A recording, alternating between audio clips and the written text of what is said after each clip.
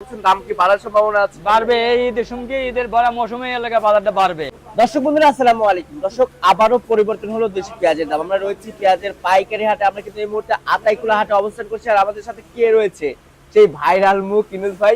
আসসালামু আলাইকুম দাদা ভাই। আসসালাম। কেমন আছেন? আলহামদুলিল্লাহ ভালো, আপনি কেমন আছেন? জি আলহামদুলিল্লাহ ভালো রয়েছি। ব্যবসা বাণিজ্য কেমন চলছে এখন? হ্যাঁ মোটামুটি চলতেছে। কত মন মাল কিনেছেন আজকে? এই 200 মন। 200 মন। কোথায় যাবে দাদা ভাই? এরা ঢাকা নারায়ণগঞ্জ। ঢাকা নারায়ণগঞ্জ। নারায়ণগঞ্জ আচ্ছা মুন্সিগঞ্জ।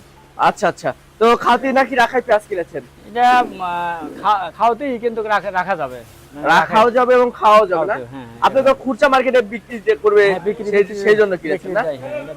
তো বাজার কেমন রয়েছে, বাড়তি না কমতি? এটা কিনলাম আজকে 900 থেকে 1050।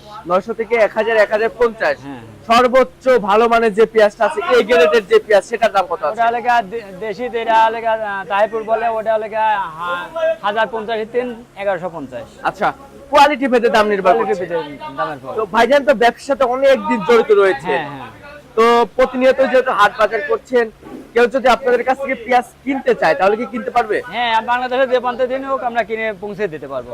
আচ্ছা এটা যাবে ঢাকা মুন্সিগঞ্জ। আচ্ছা।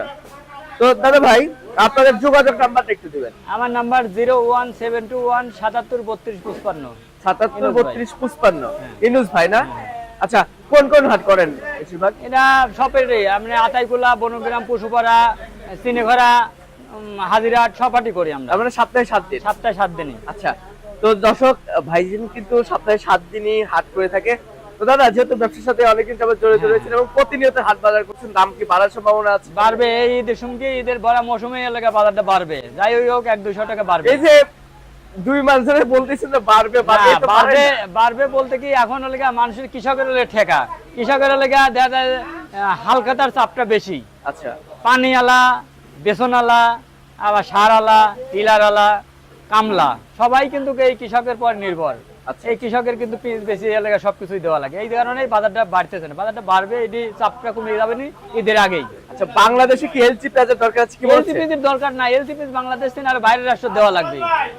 এত পেঁয়াজ হয়েছে এত এবার। পিস হয়েছে এবার। আচ্ছা।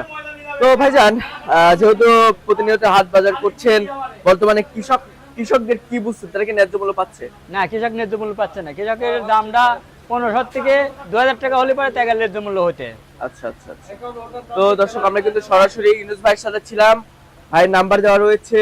কেউ যদি পেঁয়াজ ক্রয় করতে চান অবশ্যই কিনতে পারবেন। বাংলাদেশের যে কোনো প্রান্ত থেকে আসেন না কেন, ভাইয়ের সাথে যোগাযোগ করলে কিন্তু পেঁয়াজ ক্রয় করতে পারবেন। তো দর্শক এই ছিল আমার কাছে সর্বশেষ বাজার পরিস্থিতি। আপনার সাথে কিন্তু পরবর্তী কোনো ভিডিওতে দেখা হচ্ছে। আর সবাই কিন্তু আমাদের চ্যানেলটি সাবস্ক্রাইব করে রাখবেন, প্রতিনিয়তই বাজার দর সম্পর্কে জানতে। দেখা হচ্ছে পরবর্তী ভিডিওতে। এ ভাই আছে